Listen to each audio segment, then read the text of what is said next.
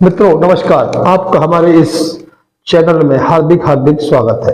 मित्रों, हमारे कुछ मित्रों ने और जो हमारे फॉलोवर है, हमारे चाहने वाले हैं, उन्होंने हमको बहुत से मैसेज करे कि जादूगर या तांत्रिक जो होते हैं उनकी पत्रिका में किस तरह के योग होते हैं, या यूं कह लीजिए कि जादूगर बनने के या तांत्रिक बनने के योग जो होते हैं वो किस प्रकार के होते हैं। हमने इसके बारे में बहुत से शास्त्र पढ़े, लेकिन हमें कुछ ऐसा लगा कि जैसे कि जो योग बताए गए हैं पूर्व में वो फलित नहीं हो रहे हैं। तो अब चूंकि हमने कम से कम जो शास्त्रों में लिखा था कि इस तरह के ग्रह यहाँ बैठे होंगे, उस तरह के ग्रह यहाँ बैठे होंगे, तो आप जादूगर या तांत्रिक बन सकते हैं। लेकिन हमने बहुत से लोगों को योग देखा, उनको जादूगर से भी कोई रुचि भी नहीं थी और तांत्रिक से वो चिढ़ते भी थे। तो मेरे दिमाग में ऐसा आया कि ऐसा क्या है कि ये योग गलत है कि क्या है। तो फिर हमने उसके बारे में थोड़ा अध्ययन किया और इस संदर्भ में हमने कुछ तांत्रिकों से मुलाकातें करी और कुछ जादूगरों से भी मुलाकात करी। तो जो जादूगर थे सब मिला के उनको जो हमने फाइनल देखा कि अब हमें नहीं पता किदवंती जो पहले के लोग बताया करते थे कि जादूगरों के पास जिन्न होते हैं या कोई तांत्रिक सिद्धियां होती है, इसकी वजह से वो जो चाहते हैं वो लोगों को दिखा पाते हैं।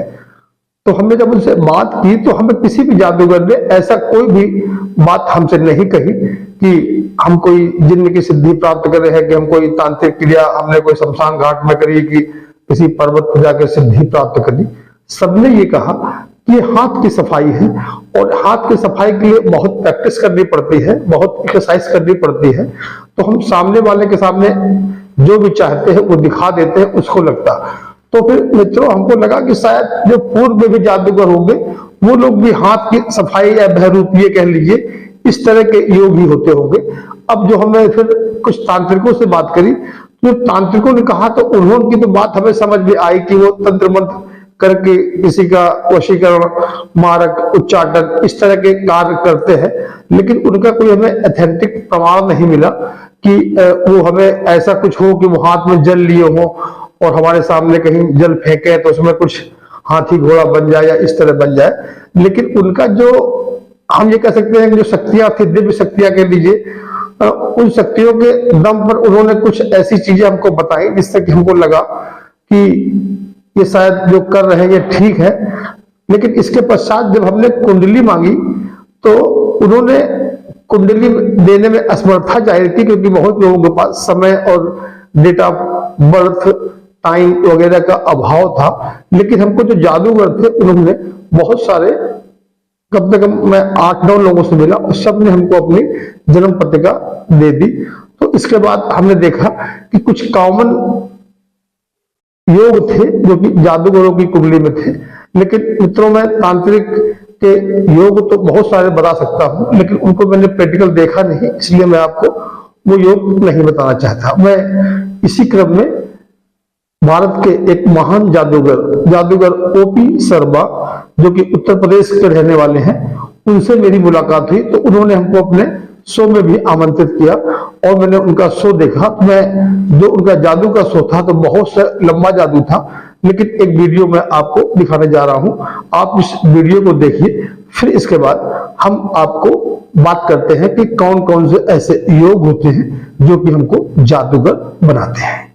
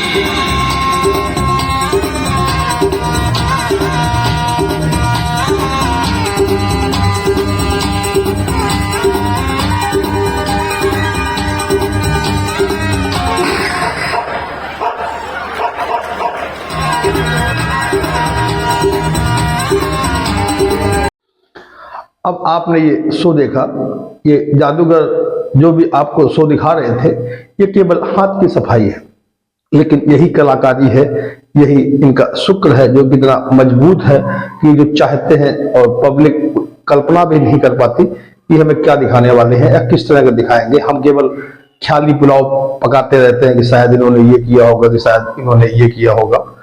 जब मैं इन जादूगर से मिला तो ये हमको बहुत साफ दिल के लगे। इन्होंने कोई भी चीज बिना लाग लपट के बताई, और जो हमने इनसे सवाल भी पूछे अपनी जिज्ञासा शांत करने के लिए, तो इन्होंने हमको एक एक सवाल का सही सही जवाब दिया। कहीं भी इनकी बातों से ये नहीं लगा कि ये कोई परम सिद्धि वाले व्यक्ति हैं या ऐसे। इन्होंने कहा कि ये मेहनत है, ये हमारे इनके पिता श्री स्वर्गीय ओपी शर्मा जी भी थी, इनका नाम जूनियर ओपी शर्मा है।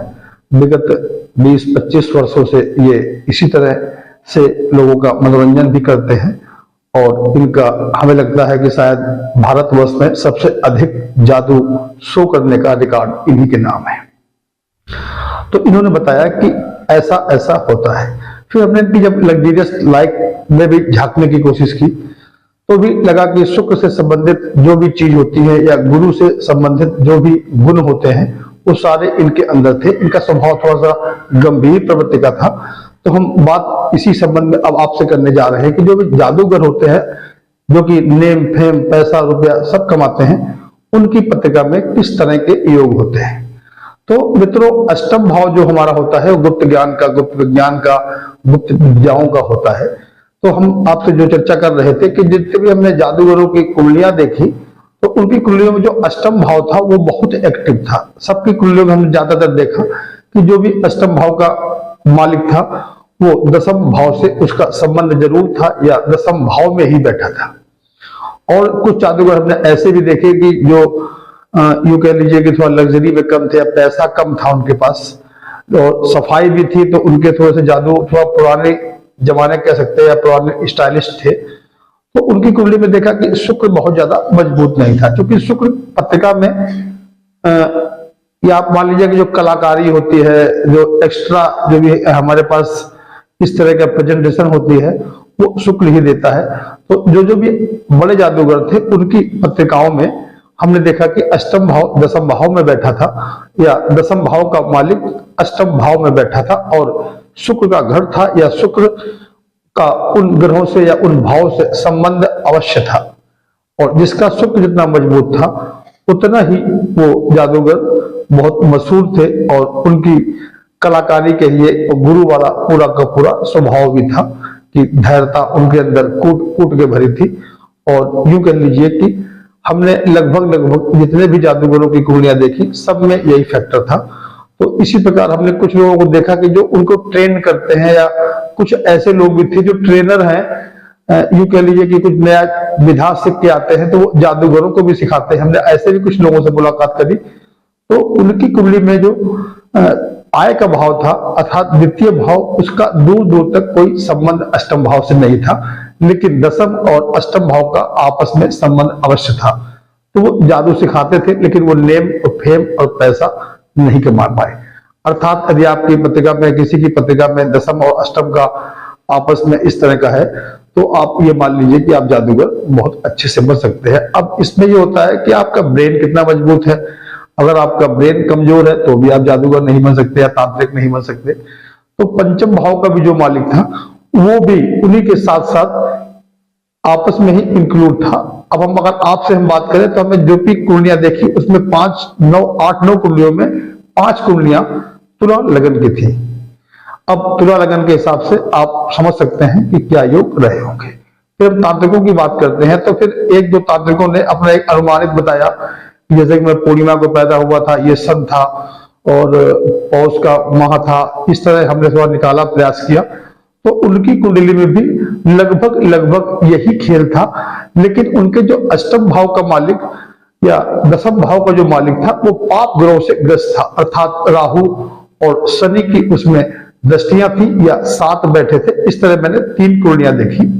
और इसके पहले जो मैंने शास्त्रों में पढ़ा या हमारे गुरुजनों ने हमको बताया तो वो ही बताते थे। तो अर्थात आप मोटा मोटा ये समझ लीजिए कि अष्टम भाव जो कि हमारा गुप्त ज्ञान का होता है, उसका दसम भाव से अगर संबंध है तो वो गुप्त ज्ञान वाले काम करेगा, अर्थात जादू तांत्रिक। और यदि पापी ग्रह बैठे हैं तो वो तांत्रिक विद्याओं में रुचि लेगा। और अगर शुक्र और पंचम भाव का समावेश कुंडलियों में है तो वो जादूगर बनेंगे। मित्रों, बहुत सारी ऐसी कुंडलियां हैं। यदि आप किसी ऐसे तांत्रिक और जादूगर को जानते हैं जिनकी कुंडली भी आपको उपलब्ध हो जाए तो आप से हमारा अनुरोध है कि ऐसी कुंडलियां हमको भी भेजें। हमारे व्हाट्सएप नंबर दिया हुआ है, इस पर डालिए, हमसे चर्चा भी करें। मित्रों, नमस्कार।